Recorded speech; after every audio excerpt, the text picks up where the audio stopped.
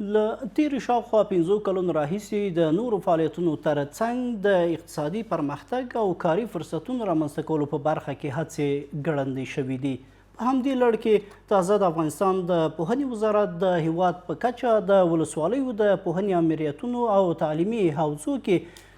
1080 خالي اداري بستونه د ازادې سیالۍ له لارې اعلان کړل. د کار او ټولنیزو چارو وزارت هم ویلي چې اسلامي امارات کوښښ کوي د وزګارتیا کچې راټیټولو لپاره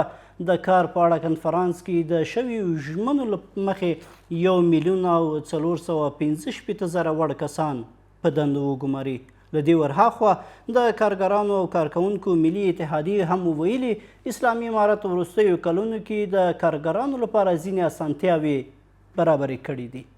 بهر ته د کارګرانو د لیږد څرنګوالی او داسې نور فرصتونه هم د دې هڅو بله برخه ده.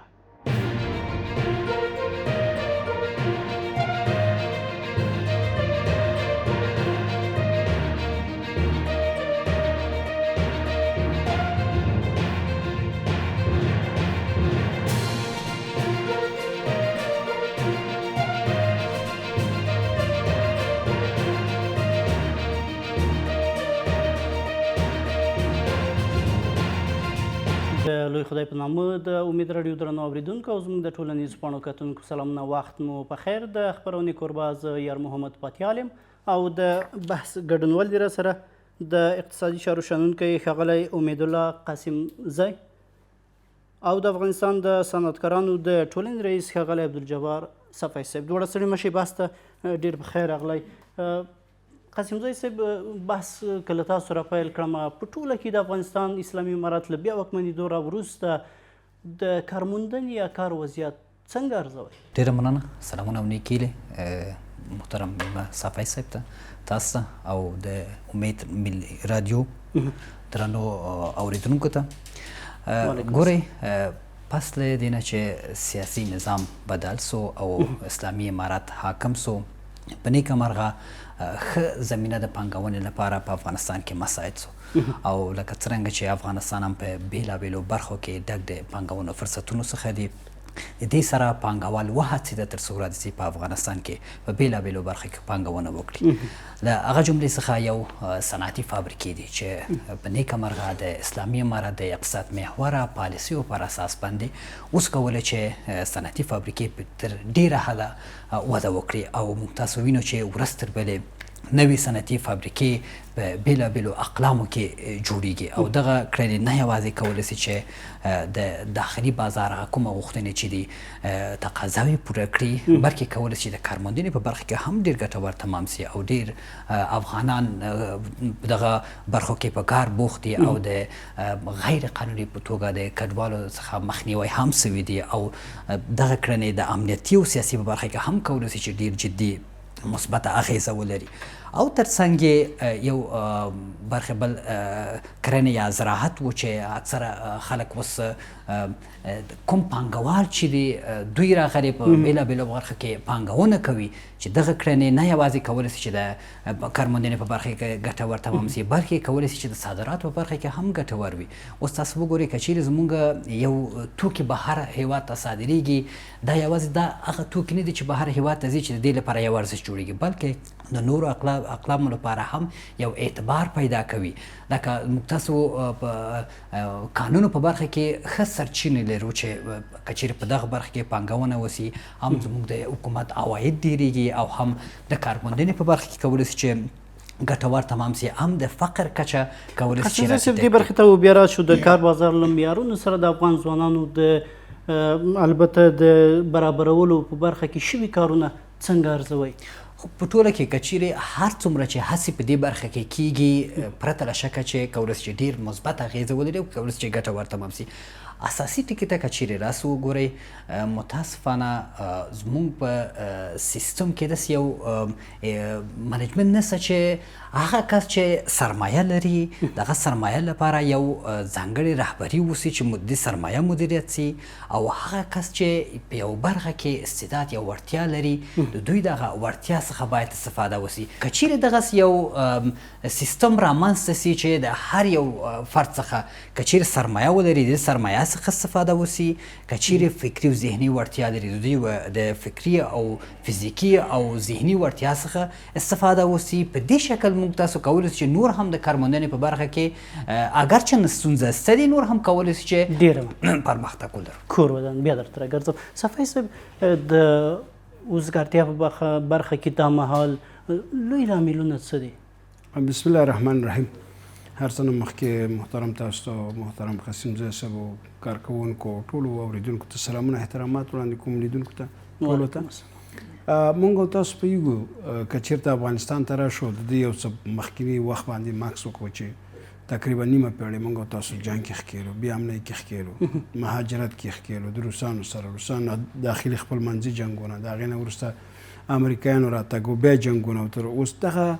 4 کاله کېږي چې تقریبا الحمدلله چې په افغانستان کې یو شرعي نظام یا اسلامي امارت حکومت راغلی چې تقریبا که هغې ته وګورو چې هېڅ وخت د خلکو د کار دپاره په افغانستان کې کار نه و شوی. فقط خلکو که سرمایه پیدا کړو د افغانستان نه یې ویستله، که چا زموږ تعلیم یافته کشر و قدرونه و هغوی هم افغانستان کې تعلیم و هغه تعلیم یافته به کېده، خو په دې فکر کوو چې زه باید خارج کې کار وکړم. دوی به تلل.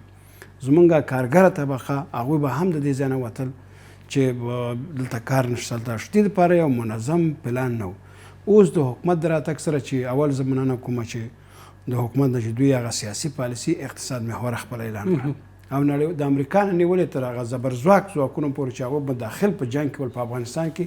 او هغوی سره چې کله دوی بیانیه او که هغوی سره تبادله نظر یا کنفرانسونه ورکوي د هغوی نه غواړي چې راشي په افغانستان کې سرمایه‌ګذاري وکړي. دا ډېره مهمه ده. هغوی چې په جنګ نه مونږ خلاص وي او اوس د ملک په آبادۍ کې موږ سره کار وکړي. دا ډېره مهمه موضوع ده چې دې سره سره مشکلات اوس چې په اول وخت کې د اسلامي امارت حکومت چې موږ څېړه او په دې باندې بحثونه هم کړي چې د افغانستان ته سراسري افغانستان ته یو امنیت ضرورت و چې ټول افغانستان کې په دې باندې کار وشو چې افغانستان کې امن تامین شو او تطبیق شو دا پروژه. دویمه د حکومتدارۍ وه چې باید په ټول افغانستان کې ټول سیستم باید هغه پاتې را نشي، که هغه په هره برخه کې دی باید هغه منظم دولتداري او سیستم باید د حکومت جوړ شي او په هره اداره کې باید مشکلات نه وسي او منظم خپل هغه فعالیت چې څه مسؤلیت د خپل مملکت او د ملت په مقابل کې لري هغه باید وکړي چې دې کې الحمدلله راوړي. صفای صاحب اوس راځم دا تشریح کوم. درېیمه مهمه برخه هغه د افغانستان لپاره اقتصادي پلانونه دي چې په دې کې ګورو چې اوس مثال په معدنو کې په میلیاردها ډالر سرمایه گذاري شوې، په صنعت کې همدغسې سرمایه گذاري کېږي، په زراعت کې سرمایه گذاري کېږي، په خدماتو کې سرمایه گذاري کېږي، کنسټرکشن او انرژي او دغه ټولې پروژې دي چې په دې کې اوس اساس ته مونږ هغه طرف ته ځو چې هغه بیکاره خلک زمونږ ځوانان دي، هغه یا معنوي تجربې تعلیم یافته خلک دي چې یعنې معنوي سرمایه د افغانستان ده او یا مادي سرمایه د افغانستان ده چې هغوی سرمایه وړلې اوس بیرته راځي. زه فکر کوم چې دغه تیر وخت مونږ ډېر ضایعات ورکړي، ډېر وخت هم ضایع شوی دی. اوس د یو مثبت حرکت تاسو چې دا مشکلات د بیکارۍ او د فقر او غریبۍ چې څومره زه څېړنه کومه دا به انشاءالله کال په کال باندې په ملک یو تغییر راځي او موږ به داسې وخت به راشي چې په افغانستان کې به هېڅ وخت یو بیکاره کارګر به موږ نشو پیدا کولی. تاسو وړاندې یادونه وکړل چې د امنیت له اړخه د پروژو د تطبیق برخه کې ستونزه نشته. د نړیوالو بندیزونو اوس ستاسو د پروژو پر تطبیق څومره اغېزه کړې ده؟ دې حالاتو کې چې موږ د صنعت په برخه ګورو، د تجارت په برخه ګورو، د سرمایه‌ګذارۍ برخه ګورو، یعنی په دې حالاتو کې موږ مثبت طرف ته روان یاستو. که چېرته د رسمیت پېژندنه او هغه بندیزونه چې زموږ پیسې فریز دي 2 میلیارده ډالر زموږ فریز دي هغه موږ ته راکړل شي او زموږ بانکونه نورمال د نړۍ سره منظم په ترتیب باندې دغه شي لکه مخکې چې یا همدغسې د نړیوالو سرمایه‌ګذارۍ دپاره دلته ټول هغه سیستم برابر شي چې خلک په اسانه طریقه خپلې پیسې را انتقال کړي افغانستان ته او دلته سرمایه‌ګذاري وکړي او هغه سرمایه‌ګذاري چې ضرورت ده د هغې دپاره سکیجول او پلان جوړ شي. زه فکر کوم چې همدغه مشکلات دا حل کېږي انشاءالله. ډېره مننه. کور مو ودان شه. قاسم زی صاحب څه فکر کوئ چې اقتصادي فرصتونو لپاره کورنی اړخ ښه تمامېدلی شي او که نه بهرني بنسټونه په دې کې ښه اغېزه کولی شي؟ ګورئ موږ تاسو په تیر 10 کلن جمهوریت کې مو ولیدله چې څومره مرستې چې د افغانستان سره وسولې بې اساس و، هېڅ بنسټ نه درلوده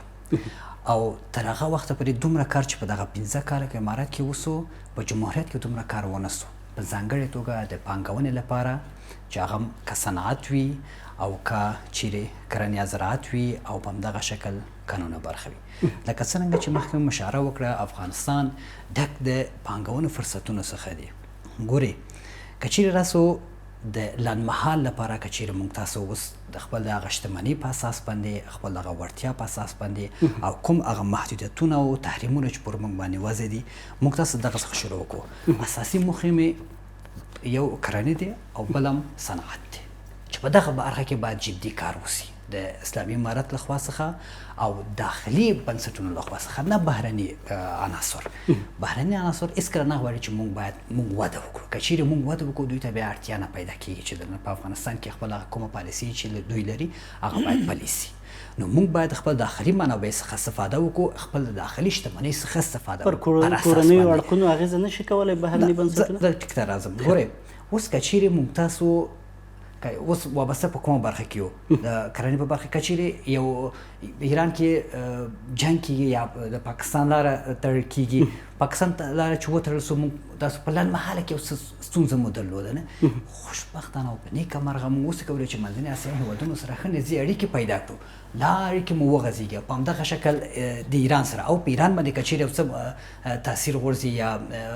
تحریمونه راځي په موږ باندې یو څه اغېزه کوي. خو موږ باید اساسي کار دې وکړو چې دننه د افغانستان څخه خپل هېواد باید خودکفا کړو، نه بهرني هېوادونو ته یا بهرني بنسټونو باندې باید دومره محتاج ونه اوسو چې همیشه سترګې مو دوی ته وي چې دوی موږ ته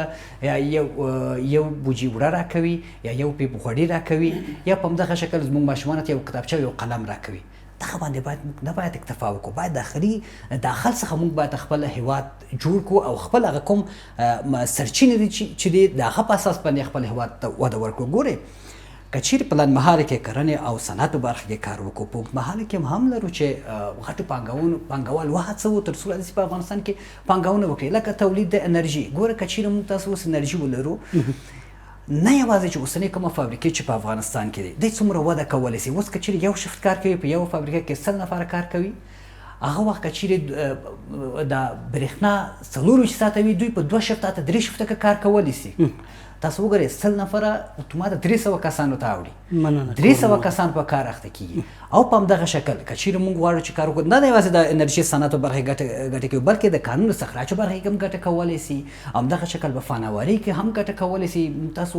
ډېر بااستعداده ځوانان لرو چې په تاسو دوی استعدادونو څخه تر اوسه استفاده نه شوي. او بل اساسي موخه دا دی چې باید موږ تاسو خپل ترانزیت باندې هم کار وکړو تر څو ګورئ اوس افغانستان په نیکه مرغه په داسې یو جیوپولیټیک موقعیت کې قرار لري چې کولی شي منځنۍ اسیا جنوبي اسیا قاسم صاحب لارو چارو ته بیا راشو. کور صفای صاحب تر دې دمه کوم سکتورونو د کارموندنې په برخه کې یا کاري فرصتونه برابر کړي دي؟ اوس الحمدلله که موږ یوازې د صنعت برخه کې فکر وکړو چې تقریبا د 6.5 زره نه تر 7 زره فابریکې په افغانستان کې فعالیت کوي او تقریبا په یو کال کې 2026 کال کې به انشاءالله تقریبا چې 1500 شرکتونو ته نوې ځمکې توزیع شوي د وزارت صنعت او تجارت د خوا نه او دوی فعالیت په کار باندې یعنی هغه کنسټرکشن تعمیراتي کارونه شروع کړي او دې کې به ماشینونه لګېږي او تقریبا 1500 کسان یا 1500 شرکتونه منتظر دي چې دوی ته په مختلفو ولایتونو کې دوی ته ځمکې ورکول شي. دغه که موږ ارزیابي کوو چې هم د تولید په برخه کې هم د صنعت په برخه کې تقریبا یو ډېر لوړ ګام دی او موږ به د وارداتو چې مثال 12 میلیارده یا 14 میلیارده واردات راوړي کې و تقریبا 0% کمښت راځي په داخل د افغانستان کې او د افغانستان ضرورتونه به پوره کیږي. ځکه یوازې دا خبره ستا جواب ته بیا هم راځم چې یوازې موږ تکیه په دې نشو کولی چې موږ تجارت ډېر کړو. لکه اوس قراردادونه کوو چې غواړو چې د ازبکستان سره زموږ 3 میلیارډونه جګ تجارت شي، ایران سره جګ شي، د نورو ملکونو سره قراردادونه کوو. موږ په دې کې باید یو توازن ولرو چې یوازې نه چې موږ د وارداتو لپاره تجارت غم کوو، ولې د صادراتو او وارداتو په دواړو توازن باید ارزیابي کوو چې په کومه برخه کې د ملک سره زه قرارداد کوم د دنه باید افغانستان ته واردات راوړم کوم قلم مواد چې افغانستان کې مارکیټ لري. دوه برخې باید منظم وساتو. یو دا چې د خپل تولید مقابل کې باید هغه سره قرارداد ونه کوم، هغه ته باید ویم چې زما په ملک دا تولید شته دی، دا تولید زه ستا نه سپورټ کوم او نه تا سره زه په دې کې قرارداد کوم. بیا د نور په مقابل کې چې ځکه چې خپل تولید به ظرف د غلاندې راوړي اړتیا ته په کتو سره بله بالکل دویمه مهمه خبر دا ده چې کوم قلمونه دا مشخص شي چې دا قلمونه مال زما ملک ته ته زه اجازه درکوم تجارت دې لوړومه د نورو ملکونو ته ته امتیاز درکوم تا نه خریداري کوم خو ته کوم قلمونه اموال به زما بیرته زما د افغانستان نه صادرات مونږ هغه ملک ته یا د ملک دپاره واردات ولرو یعنې زمونږ د ملک نه صادرات ولرو دا که اقلا که مونږ ویو چې نه 12 میلیاردو کې 2 میلیارد تقریبا مونږ څه کم 2 میلیارد صادرات ولرو او یا 12 یا 14 میلیارد ټول تجارت ولرو دي کې 10 میلیارد یا 11 میلیارد مونږ صرف واردات ولرو نو دا زمونږ د اقتصاد په خیر نه دی نه زمونږ د صنعت په خیر دی مونږ باید په هر برخه کې ډېر ښه تفاهم ولرو نو بیا مونږ کولی شو چې مونږ دغه صنعتي فرصتونه چې په افغانستان کې دي او د خلک سرمایه ګذاري کوي او دلته ضرورتونه پوره کیږي خلکو دپاره کار پیدا کیږي مونږ د سوال و خیرات نه خلاصیږو زمونږ د ځوانانو فرار د منځه ځي خلکو ته ځوانانو ته کار پیدا کیږي هغه مادي سرمایه چې په دوبۍ او په ترکیه او د افغانستان کې پیدا شوې ده دلته یې ګټلې ده او دې ځای نه انتقال کړې ده د خپلې سرمایې او د خپل سر د امنیت په خاطر باندې دا باید بېرته راشي خیر اوسي د امید راډیو د څېړنې بحث درنو اورېدونکو او کتونکو اوس هم د یوې لنډې دمې لپاره سو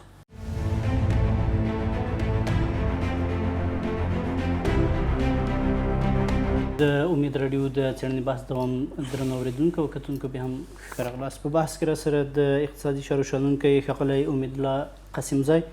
او د افغانستان د صنعتکارانو د ټولنې رئیس ښاغلی عبدالجبار صفی صاحب مېلمانه دي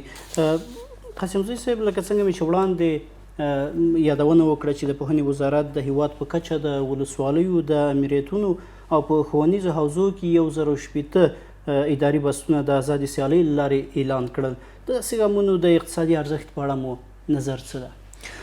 ګوره پرته له شکه که چیرې هر هیوادوال ته د کار زمینه برابریږي دا مستقیمه د فقر د دایرې څخه وځي نو که چیرې څوک د فقر دایرې څخه ووته پرته له شکه چې د بېوزلۍ کچه راټیټېږي نه یوازې دغه 1.5 بستونو ته موږ باید اکتفا ونه کړو تاسو وګورئ په کال کې په حدود د 400,000 ځوانان د پوهنتونونو څخه فارغېږي په دې معنا چې 400,000 بیکاره ټولنې ته وړاندې کیږي دوی په ټولنې کې په کاري فرصتونو کې جذب کولو لپاره یو اړتیا ده چې باید دوی په جذب شي په کاري فرصتونو کې نو دا یوازې حکومت نشي کولی چې ټول هغه بیکاره خلک په دولتي سکتور کې جذب کړي دا یو پیل نه بلل کېږي پرته شکه یو څه اغیزه کولی سي مګر په هغه کچه باندې نه چې د افغانستان بیکاره ټولنې لپاره ګټور وي په هغه کچه باندې نه دي موږ تاسو ټول په دې باندې پوهېږو نو دې لحاظه موږ تاسو کولی سي چې دغه ځوانان لکه د کرنې په برخه کې او یا هم د صنعت په برخه کې د فناوري په برخه کې او یا هم د خدماتو وړاندې کولو په برخه کې چې خدماتي شرکتونه دي دوی کولی چې په بېلابېلو برخه کې او یا هم په نوې نوښتونو کې دوی وهڅوو تر څو کوم ځوانان چې استعداد لري په دې برخو کې دوی سره مالي همکاري وسي او دوی ته امکانات ورکړل سي ټریننګونه ورکړل سي ورکشاپونه دوی ته دایر سي تر څو دوی وسي کولی چې خپل هغه وړتیا څخه دوی استفاده وکړي یعنې په عمومه توګه یوازې دولتي سکتور نشي کولی چې ټولنه په دولتي سکتور کې په کارونه وګماري او یوازې صنعتي فابریکې هم نشي کولی چې دوی ټول په کارونو کې وګماري اگر چې خصوصي سکتور اوس د حکومت تر څنګ ډېرو ځوانانو ته د کار زمینه برابره کړې موږ تاسو خبر یو موږ تاسو ټول صنعتي فابریکې چې دي په افغانستان کې تر څنګ یې اوس ګورې یو محصل د زراعت پوهنځي څخه فارغېږي دوی په دې فکر کې دي چې زه باید یو برخه کې د زراعت وزارت کې زه باید کار ترلاسه کړم نه دوی کولی شي چې نورو برخو کې هم ځان ته د کاري فرصت برابر کړي هم 10 نور کسانه د کاري فرصتونه برابر کړي مګر دوی یو تګلارې ته ضرورت لري تګلاره په کوم شکل باندې چې دوی ته باید منظمه پلان او ستراتیژي جوړ سي دوی څخه باید لاسنیونه وسي او دوی ته مالی امکانات او تاسیساتي امکانات ورکړل سي تر څو دوی وسي کولی چې هم ځان ته یو څه وکړي هم نورو ته د کار زمینه برابر کړي که چیرې حکومت په دې برخه کې کیدای سي دومره امکانات ونه لري او یا هم مالي په برخه کې دوی سره ونسي کولی چې ملاتړ وکړي کولی سي چې خصوصي سکتور وهڅوي د یو وړاندیز په اساس باندې مثلا خصوصي سکتور ته که چیرې ووایي چې د مالیاتو په برخه کې یا هم نور امکاناتو برابرولو په برخه کې حکومت ورسره یو څه همکاري وکړي، دوی خو خامخا هڅه وکړي رادسي په دې کې دوی سره همکاري کوي. او لکه لنډ مثال هم درکوم تاسو د سړي خونې په برخه کې حکومت اعلان وکړ د مالیاتو معافیت په هکله او نورو خدماتو په هکله دوی ته یو اعلامیه خپره کړه. تاسو ولیدو چې څومره کسانو هڅه وکړه داسې سړي خونې جوړ کړي چې اوس په جریان کې د که چیرې سړي خونې جوړ سي د څو لحاظه که چیرې بس جریان وکړم کېدای سي یو څه بس به ډېر سي، څومره ځوانان پکارېږي، څومره نورې ګټې لري د بازار لپاره او هم د کروندګرو لپاره. خیر اوسېږي. بیا درته راګرځم. صفای صاحب، ستاسو ټولنې په دې برخه کې څه مشخصا وړاندیزونه اقدامات کړي دي؟ زمونږ هدف یا زمونږ تګلاره یا خصوصا دا د صنعتکارانو او د حکومت په منځ کې یو پل دی چې د صنعتکارانو مشکلات، د صنعتکارانو د پیشرفت طرحې، د دوی نندارتونونو لپاره د حقوقي لحاظ نه دوی دفاع، د دوی د رشد لپاره د یا د سپورټ په خاطر باندې پلانونه جوړاو او خصوصا د امارت اسلامي ټولو ادارو سره چې کوم سکتوري دولت دغه دي وزارتونه دي ریاستونه د هغه سره بحثونه کوو. که وزارت صنعت و تجارت دی، که هغه وزارت اقتصاد دی، که کمیسیون اقتصادي دی، که برېښنا ده، که هغه وزارت مالیه ده، دوی سره په همدې باندې بحثونه کوو او دې باندې په طرحو کار کوو تر څو پورې چې افغانستان صنعتي شي. هدف د اوسني حکومت او د خصوصا د نهادونو ټولو یو دی چې افغانستان باید صنعتي شي، چې په دې کې هم برنامې لرو او هم لاسته راوړنې لرو او هم د دولت همکاري لرو چې هر وخت په دې بحث کوو. یعنې د صنعت د دفاع او د پیشرفت د رشد په خاطر باندې منظم پلان روان دی، کار پرې کوو. د نړیوالو سازمانونو سره هم تاسو په دې تړاو خبرې شوې؟ بالکل د خارجي سرمایه‌دارانو سره، سرمایه‌ګزارانو سره. دا اوس د ایران نه یو پلاوی راغلی چې هغه سره ملاقاتونه سبا دي، منظم دي. د ترکیې نه کمپنۍ والا راغلی چې د هغه سره د افغانستان د سرمایه‌ګزارۍ لپاره یو د حکومت پالیسي ده. کله چې د وزارتونو سره ملاقاتونه کوي نو هغه بیل یو مسؤلیت دی. یو چې سکتور خصوصي ته راځي چې موږ په عملي برخه کې استو، بیا کله چې موږ دې ته تشریحات ورکوو چې کوم امتیازات او کوم امکانات او په کومه برخه کې دلته سهولتونه دي یا د سپورټ کې یا د لپاره په افغانستان مارکیټ ورته تشریح کوو، د تولید لپاره چې په کومه برخه کې باید تولید وکړي، دوی ته بیا ډېره جالبه وي، دوی ته بیا ډېره د هغه اطمینان ډاډ دوی حاصلوي. صفای صاحب، دې ترڅنګ د کار او ټولنیزو چارو وزارت ویلي دي چې اسلامي امارت هڅه کوي د وزګارتیا کچې راټیټولو لپاره شاوخوا 1,415,000 وړ کسان په دندو وګماري. افغان کارګران په کورنیو او بهرنیو بازارونو کې د کار کولو لپاره کوم مهارتونه ظرفیتونه لري ستاسو له نظره؟ ډیره مهمه خبره ده. په دې کې تقریبا چې کله دوی د قطر سره قرارداد کو یا د روسیا سره د دوی خبر روان وي چې موږ به هلته کسان ولیږو په بحثونو کې د ابراهیمي صاحب سره د هغه سره یا د دوی سره ملاقاتونو کې د اتحادیې سره موږ هر وخت ناستې لرو. مشخص په دې باندې موږ دوی سره هم خپل مشورې شریکو، هم په د دوی په پلانونو باندې خپل نظر ورکوو چې کوم باید وشي. په اوس وخت کې چې دوی کوم قراردادونه کړي دا موږ ستایو چې تقریبا 3-4 کال دپاره چې زموږ ځوانان په افغانستان کې په ډېرو مملکتونو کې هغه هېڅ د کارګر د حقوقو نه برخمن نه دي. که چېرته په رسمي ډول د کار امور اجتماعي د وزارت نه دوی قرارداد شکل د کویت ته لاړ شي یا قطر ته لاړ شي، نور ملکونو سره قرارداد وي، نو هغه کوم یو مسؤلیت یا خصوصا هغه حقوق چې د یو کارګر دپاره ورکول کېږي په هره برخه کې، نو هغه حکومت یا هغه دولت مکلف دی یا هغه سرمایه‌دار یا سرمایه‌ګزار چې دوی غواړي هغه مکلف دی چې هغه خپل حق ورکړي ورته. چې د دې موږ ډېرې اهم منفي پایلې لرو چې په ایران او پاکستان او په نورو دنیا کې کار کوي ولې هغه مکلفیت ورته نه ورکول. افغان ځوانان کوم مهارتونو ته اړتیا لري؟ افغان ځوانان چې کله لیږل کېږي، موږ په ټوله دنیا کې یو قانون دی، هر هغه ځوان چې هغه مسلکي او تخنیکي کارګر اوسي نو هغې دپاره ټریننګ 6 میاشتې 1 کال 2 کال دپاره ورکول کېږي. هغه سرټیفیکیټ خپل لري، هغه که هر چېرته ځي خپل سرټیفیکیټ او تجربه لري او هغې ته یې ښه وي او هغه ډېر په اسانۍ هغه جذبوي. موږ په چین کې لیدلي، په نورو په افغانستان کې په همدغه یو سیستم ده چې موږ څنګه کولی شو انسټیټونه جوړ کړي او په دې کې دوی ته د برق په برخه کې ټریننګ مکمل ورکړي او دوی ته یې سرټیفیکیټ ورکړل شي چې هغه په ملي او بینالمللي سطحه باندې اعتبار ولري او دې دپاره سایټونه جوړ شي چې بیا د هر کارګر سره د افغانستان نه چې هغه غواړي ډایرکټ هم تماس نیولی شي، د کار امور اجتماعي د وزارت نه هم تماس نیولی شي، د سکتوري سکتور خصوصي د بعضې پروژې یا کم شرکتونه چې په دې برخه کې د کارګرو کار کوي هم د ماس نیولی شي. یعنې په ډېرو برخو کې مثال د برق په سیستم کې ضرورت دی، د انرژي په برخه کې ضرورت دی، د ګیلکارۍ او د کنسټرکشن په ټولو برخو کې ضرورت دی، انجینرانو ته ضرورت دی، په ډېرو برخو کې نړۍ ته ضرورت دی چې دوی باید جذب کړي. خو دلته یو مسله په دې باندې چې موږ ډېر په دې باندې فشار راوړو چې زموږ کارګران باید عادي موږ ونه لګو. اول هغې دپاره 2 میاشتې کورس ونیسو او د هغې ټول هغه اسناد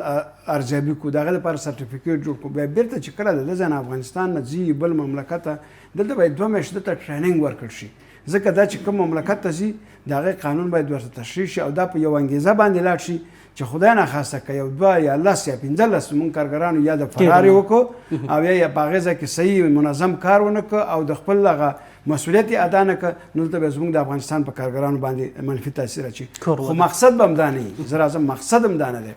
مقصد هم دا دی چې موږ باید استه استه په خپل وطن کې د دې انرژي نه کار واخلو. دا باید د بل مملکت په آبادۍ کې مصرف نه شي. زموږ دپاره ډېر ضرورتونه دي په ټولو پروژو کې چې دوی بیرته په خپل ملک کې د خپل استعداد او توانمندۍ نه کار واخلي، په خپل ملک آبادۍ کې کار وکړي. ډېره مننه. قاسمزی صاحب، بهر ته د افغان ځوانانو د لیږلو مسله هم مطرح ده. بهر ته د افغان ځوانانو لیږل په اقتصادي ارزښت یې اغېز څه ده ستاسو له نظره؟ په لنډمهاله کې کولی شي چې دا ډېر د افغانستان لپاره ګټور تمام شي، ځکه کله چې دوی ځي بهر هیوادونو ته خامخا یا د صنعت په برخه کې کار کوي یا هم د کرنې په برخه کې کار کوي یا د فناوري په برخه کې کار کوي، یو مشخص برخه دی چې دوی کار کوي او دوی اکثره هغه خلک دي چې یا هم وړتیا لري، دوی وړتیا څخه نه په افغانستان کې استفاده نه دي شوې، یا هم په دې برخه کې تجربه او وړتیا نه لري، ارزي وړتیا او تجربه ترلاسه کوي. ګوره څو ګټې لري. یو دا خو چې هلته دا خلک چې زیاته مسلکي روزل کېږي، دا خلک کله چې بیرته افغانستان ته راځي دا یو مسلکي کس وي. دومره لحاظه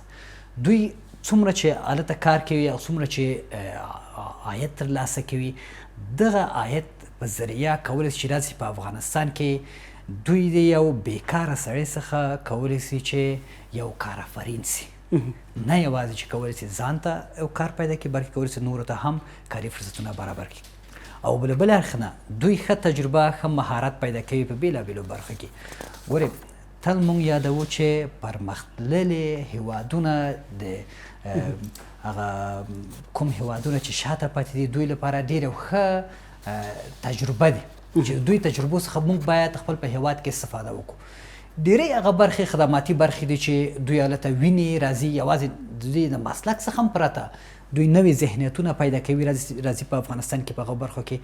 مغه کوم عاید چې دوی ترلاسه کړي د هغه په اساس باندې دوی بیرته دلته یو بل کار شروع کوي. نو په دغه شکل باندې په لنډمهاله کې کولی شي چې ډېر ګټور تمام شي او په اوږدمهاله کې بیا هم اړتیا ده چې موږ خپل داخلي سرچینو باندې باید پانګونه وکړو، خپل داخلي سرچینو باندې باید جدي توجه ولرو. چیرې غواړو چې زر د نړۍ سره باید سیال سو، حداقل خپل د ګاونډي او د سیمې هیوادونو سره سیال سو، باید په اوږدمهالو باندې فکر ولرو، خپل داخلي سرچینو باندې توجه وکړو، که کانونه دي، که کرنې دي، که په همدغه شکل صنعت دی، فناوري دی،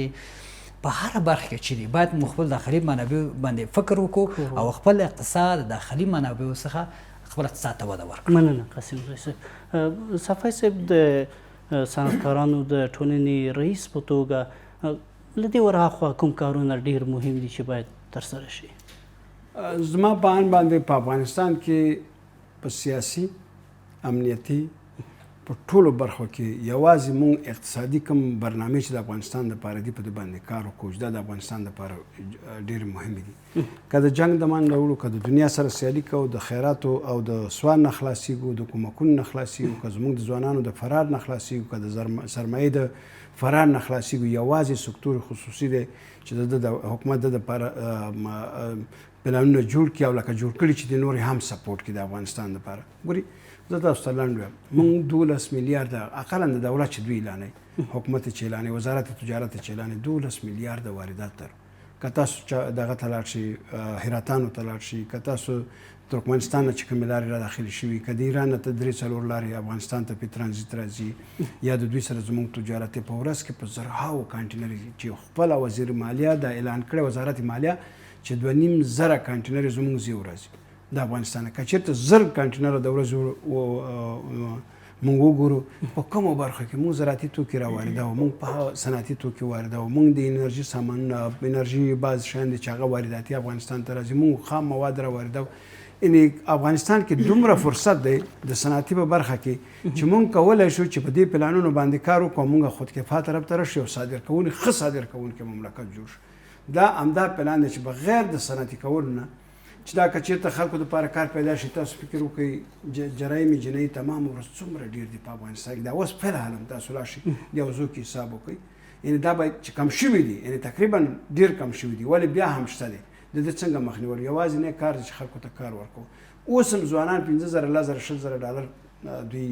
ورکوي او ځي د دې ځایه وطن نه ځي. دا ټول مثال زه تاته وسم 20,000 فابریکو ته په دې 3 کالو کې موږ ته ضرورت ده چې په افغانستان کې دا ورغول شي، خلک سرمایه ګزاري وکړي. زه تاته ویلی شم د زراعت د کرنې او د پروسس په برخه کې، د سرطخانو په برخه کې زه تاته وایم چې ما په خپله په دې ریسرچ کړی چې 20,000 کمپنۍ ته ضرورت دی. مونږ په دې کې د معدنو برخه کې د استخراج، دا اوس د طلا زمونږ استخراج کېږي، نفرایټ او تیږې او معدن او دا ټول استخراج کېږي. د دې د پروسس لپاره تقریبا 9,000 کمپنۍ ته ضرورت دی. په دې برخه کې د انرژي په برخه کې چې افغانستان یوازینی مشکل لري انرژي، په دې کې په صلحاو کمپنۍ ته ضرورت دی چې موږ انرژي په داخل د افغانستان کې تولید کړو. د دې په خوا کې د ترانسپورت او کنسټرکشن او په ټولو خدماتي کمپنۍ زه تاته وایم چې زه کله په فکر کوم په افغانستان کې او ګرځم چې تقریبا په 22 ولایتو کې زه د افغانستان ګرځېدلی یم، یو 22 مملکتونه مې لیدلي دي. افغانستان کې چې کم فرصت دی هغه هیڅ په دنیا کې خدای پاک هم الله مونږ ته راکړی، هم جغرافي موقعیت مونږ ته راکړی، ولې دې نه مونږ کار نه دی اخیستی، مونږ جنګ کې اخته یو. اوس ټول ځوانان چې زمونږ هغه که 12 پاس کېږي، که هغه پوهنتون لولي، که هغه کار پسې ګرځي، که هغه هر څه، دې ته باید انګېزه ورکړو چې ته غریب نه یې، ته بېکاره نه یې. ولې ته چې بېکاره ګرځي هغه ستا خپل مسؤلیت دی. ته باید په دې فکر وکړې چې ته پیدا کېږي، ته میلیونر یې، خو ولې د دې فرصتونه چې الله درکړي په افغانستان کې د دې نه ته څنګه کار اخیستلی شي؟ لکه مخکې چې قاسمزی صاحب ویلي چې مونږ کولی شو چې زمونږ هغه تعلیم یافته قشر یوازې حکومت ته خپلې سیویانې ونه لېږي چې ولا وزیر صاحب مې نه مقرر یې، معین صاحب مې نه مقرر، رئیس صاحب مې نه مقرر، په دې باندې منسجم یو انګېزه دوی ته ورکړو چې مونږ په داخل د افغانستان کې دغه تجربو نه کار واخلو، په صلحاو کسانو ته هر یو کار ورکړو. د افغانستان د صنعتکارانو د ټولنې رئیس ښاغلی عبدالجبار صافی او د اقتصادي چارو شنونکی ښاغلی امیدالله قاسمزی، ډېره مننه چې بحث کې راسره وئ. درنو اورېدونکو او کتونکو له تاسو هم نړۍ مننه. تر بیا او بلې خپرونې ښې چارې.